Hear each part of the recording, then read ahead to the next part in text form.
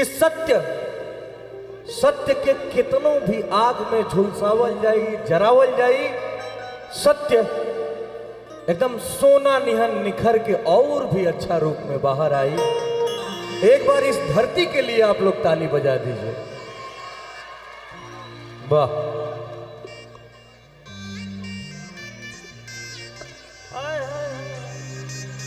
होली देखी, होली फगुआ ऐसा समय होला ऐसा कि सब कुछ हरिहरा जाला। बड़े भैया मनोज तिवारी जी के एगो गाना रहे कि सरसों सिवान में फुलाए लगल, बुढ़ाओ के मन हरिहराए लागल। तो होली ऐसा त्योहारे है भैया। तो भौजाई खूब होली के दिन बन ठन के का करतारी, जय हो कि गोरिया कोई के सिंगार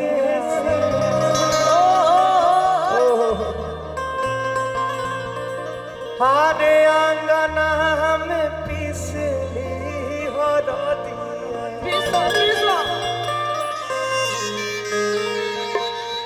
गोरिया कोई के सिंगार आंगना में पिसली हरदिया, गोरिया कोई के सिंगार आंगना में पिसली हरदिया, गोरिया कोई के सिंगार आंगना में पिसली